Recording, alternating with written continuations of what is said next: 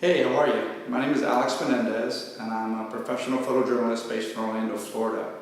I've been doing this for about 32 years professionally. I have two teenage boys, and last year I had a very serious health scare, and it made me kind of rethink some of the things I want to tell my children and some of the stories I want to tell them. So I'm starting this YouTube channel. It's called Untold, and what it is, it's going to be highlights of some of my photos, and I'm going to tell you stories a little bit behind the scenes as to kind of what happened or what I was thinking at the time or lessons that I learned. So I'm going to start this is the first episode, and this is going to deal with boxing.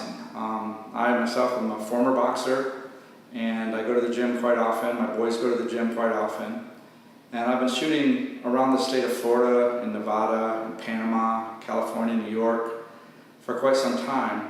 And what you're about to see are some of the photos that I've taken. All the images on here were captured by me. And I'm just going to give you a little bit of a behind the scenes look, some insight, and some of the things that I've seen and hopefully I can share with you. And I hope you enjoy it, so let's go.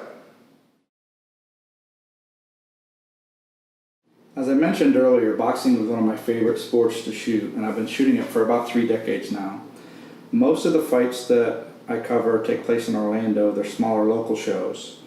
And I've done that for years in really bad lighting, and over time I've learned what to look for and what some of the insight is and how these guys are presenting themselves and fighting. And it just comes with experience. You know, you get better and better the more you shoot. You dial in your camera settings, you learn some of the repetitive things that boxers are doing, or you see the same guys over and over, and you start to determine, you know, what you're going to do with them and how it's going to fall into place. Most of the time you're right, but not always. Sometimes you get caught off guard, and the guy that you hadn't planned on winning, or the woman that you hadn't planned on winning, you know, takes the bout, and it's a big surprise. And the reactions that you get from the fighters and the coaches and the trainers is pretty spectacular to see. So, you know, there's never been a fight that I've gone to on a fight night where I haven't been surprised by something that I've seen.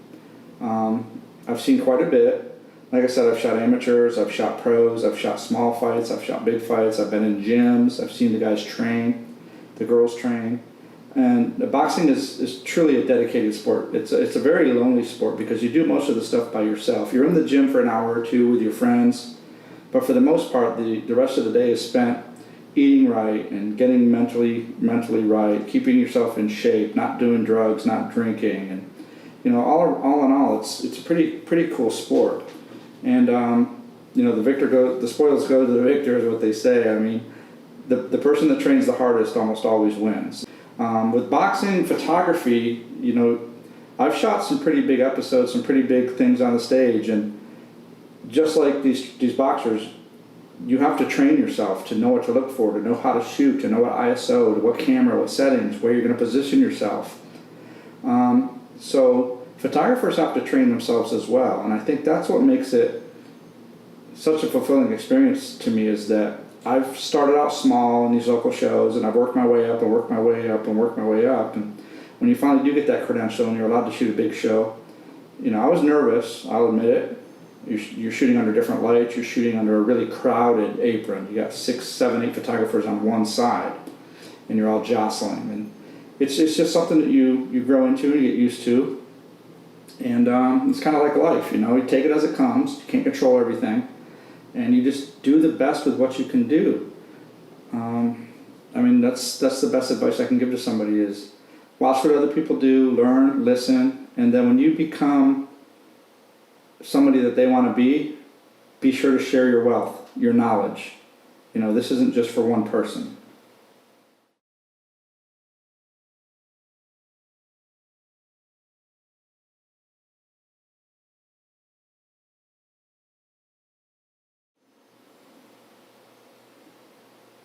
I think as photographers, knockouts and knockdowns are one of the most spectacular things you're going to see. Everybody wants a knockdown, everybody wants a knockout, and they want to be the prize fighter that wins by totally defeating your opponent and embarrassing them.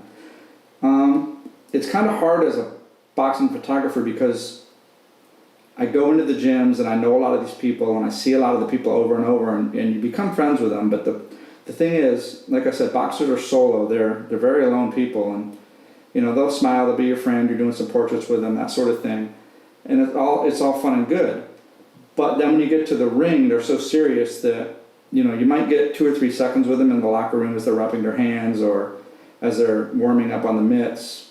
But for the most part, they're in a zone, they're focused, and their coaches really don't want you there. They're friends with you, but this is the boxer's time. It's for him to get himself mentally prepared, and he's already done the physical part. So they really don't want you to be a distraction. So you have to get in there, be quick, get your shots, get out of there, adjust your white balance, your settings, get everything that you can do, and then get out of there.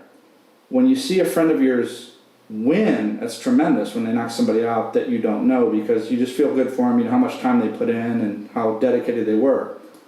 But when it's a friend of yours that gets knocked out, or somebody that you've followed for a while, you can't help but to feel bad for them.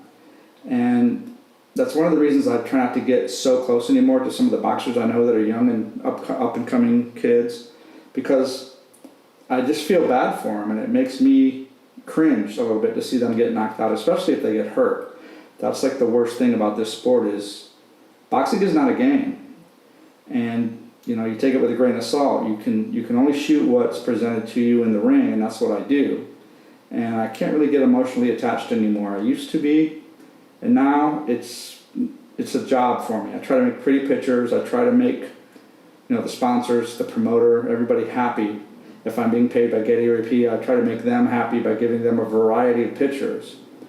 But when somebody gets knocked out, I snap a quick picture or two, and then I back off. I don't sit there and lay on the trigger when they're in a bad way. I just don't find that very ethical, and I don't really find it to make me feel very good.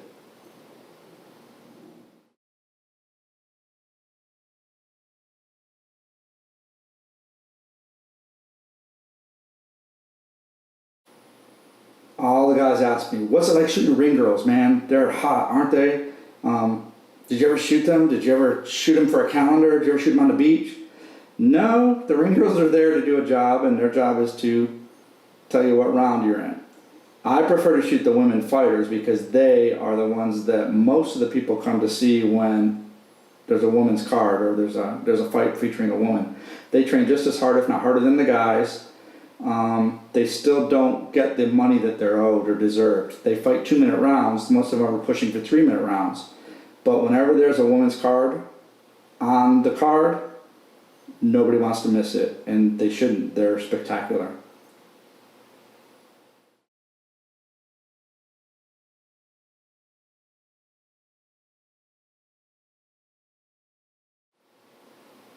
I grew up in Canastota, which is a small town in upstate New York, and that's where the International Boxing Hall of Fame is located.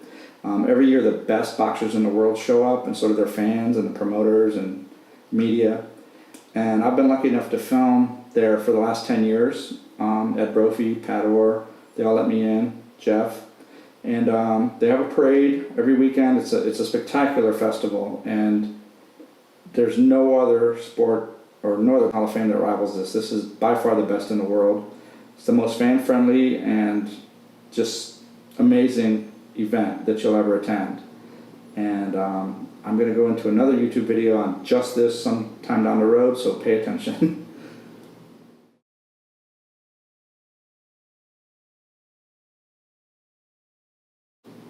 I'd have to say Orlando Cruz from Puerto Rico is the most interesting fighter I've ever shot. I started doing his fights when he got to the States. He was an Olympian from Puerto Rico, and he was the very first ever professional boxer to come out as being gay. I remember shooting his first fight in Kissimmee, and the crowd they were being idiots, calling him names, making fun of him. And his mom was there to support him, and she was always there, and he just became a beast. I mean, he finally won the fans over, and they started to love him and praise him, and that's kind of the way it should be. I'm glad he got his kudos. Now, one night when I was up shooting at Turning Stone in New York City, the Pulse nightclub shooting happened. It was a gay event at a nightclub, and 49 people got shot. And I remember shooting my boxing match in New York, and I went to bed, and about 2:15 in the morning, my phone was ringing off the hook, and it was wire services asking me if I could cover the event, the tragic slaying of these 49 people. And Obviously, I couldn't because I was in New York. So when I returned, I immediately went there. Orlando Cruz showed up, and he realized he had 4 friends of his that were killed that night in the club. So, he came to town, and he was at the vigil, and he was pretty upset. So a few months later, I introduced him to a friend of mine named Roxy, and she hooked him up, and they started becoming friends. He had another world championship fight in Kissimmee, so Roxy was invited to carry the flag and be part of his troupe, and it was pretty awesome. And I remember his face after he won that event. He was on fire, and I know he was doing it for his friends, and he's just a spectacular individual, and I'm very proud of him. I think he's one of the bravest people I ever met, and I hope he encourages other people to be just as brave as he is.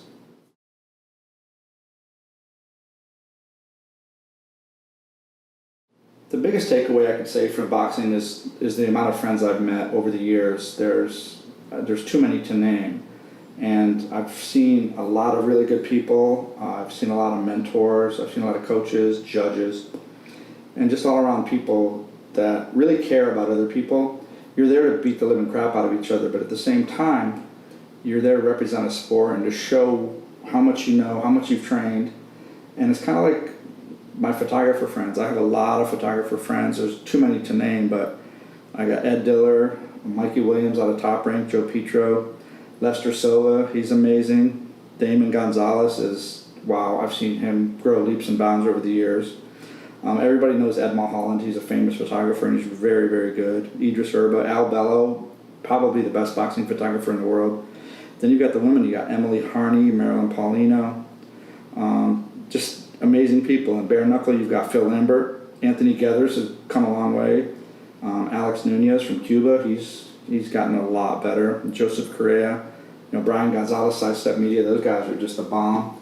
And then you can't forget Tom Hogan at Golden Boy. He's pretty much dominated the West Coast. So I've met some really cool people, and they've given me a lot of tips. They've welcomed me to their arenas. At most of these events, there's a house photographer. He's the one that's there with the promoter. He knows what's going on. He knows the access points. He knows the website.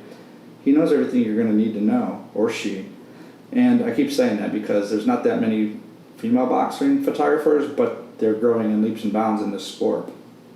But you always want to be friends with these people because they're really going to help you out. They're going to give you good spots at the apron, or if you're not allowed on the apron, which I haven't been for half my career, they're going to put you up high, but they're going to give you a really good seat, something that you're going to get all the views from. And no matter where you shoot boxing, everybody wants to be on the apron because they think that's the best place. But sometimes these overhead shots are just as good, if not better, because you're not dealing with the crowd, you're not dealing with people throwing beer bottles or spitting on you or cussing at you. You're up away from the people, and you can see the whole show, and it's like a Christmas spectacular. Some of these events are just through the roof. The crazy lights, the smoke, the music. Like I said, boxing is one of my favorite sports to shoot, if not the favorite. It's very hard, very difficult. There's no way that you can anticipate when somebody's going to throw a punch or what punch is going to put somebody down. And like I said, it's just like life. You just got to take what comes at you. And life's not fair. Boxing's not fair. Straight up, that's the way it is. But you just do the best with what you've been given. We've all started out in the dungeon. Like I said earlier, photographers start out at the local gym, really dank and dusty and hot, and they earn their stripes, and then they work their way up to a local show, and hopefully they can get some access in the dark lighting or really bad lighting, and then they'll get the calls up for some bigger shows or some bigger gyms, and that's where you go. The Mayweather gym, when I went there for Mayweather's first fight against Maidana, there were hundreds of photographers, TV, media, radio, and just people that wanted to be there. And it was like going to the fair. It was just crazy. There was people everywhere, and they were doing all kinds of things. And I had access to get there, and then I finally worked my way up to the fight, thanks to some very good people that let me in. And that's another thing. When you work with the promoters, you gotta give them kind of what they want, because they don't always know what they want. You gotta give them what you think they want, and then give them more. They're getting barraged by people giving them free photos or offering them free access or this or that, and in return sometimes they want free tickets or can you get me into this?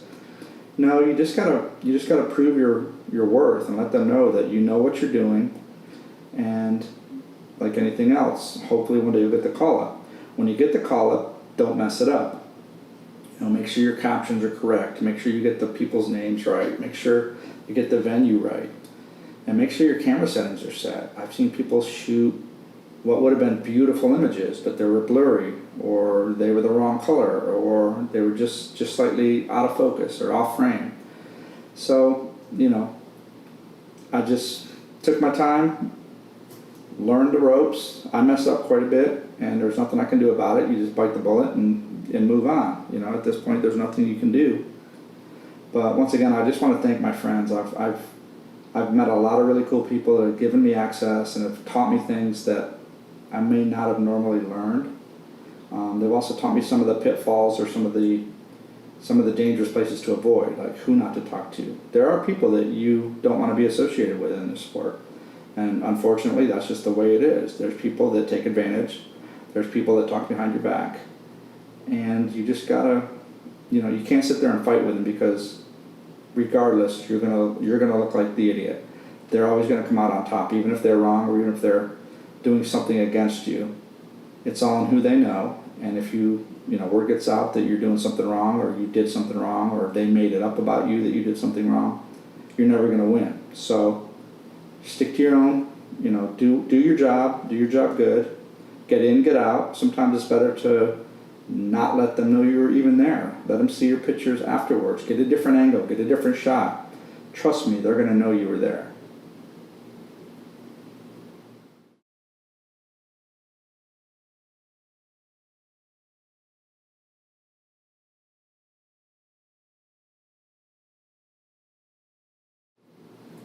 Bare knuckle boxing has taken the world by storm lately, and it's an 8-sided octagon. It's not a cage, there's no chain link fence, but there are ropes.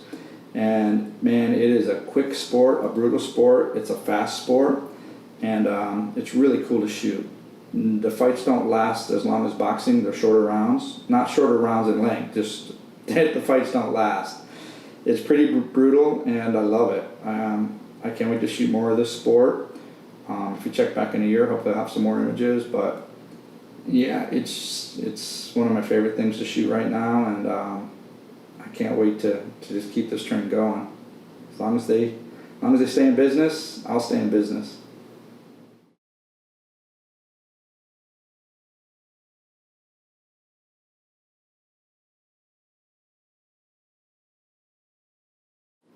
Like I said earlier, this is my job. A lot of people are there for fun. A lot of people want to get pictures of their favorite boxers, get autographs, collect things of that nature.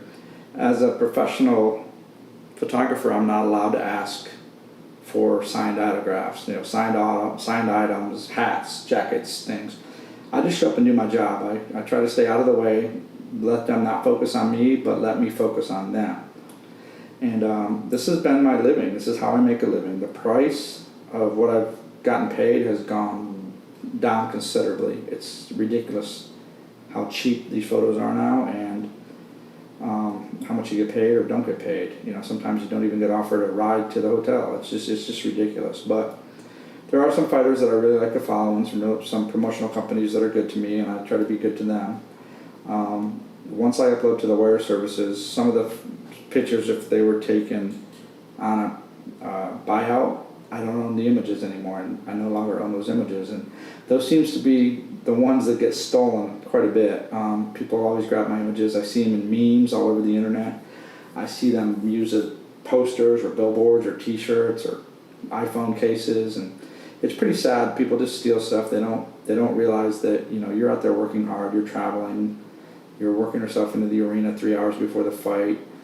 2 hours after the fight when everybody's gone home drunk, you're still there uploading images or having a hard time connecting to the internet. But for me, it's just a job. It's the norm now for me. I put up, I shoot 2,000 images a night when I'm shooting boxing, and I got to pull the 30, 35 best ones. So it takes quite a bit to call through that, but I usually get it done, and then the day later I'll put up another 100 or so to see if I can make some money.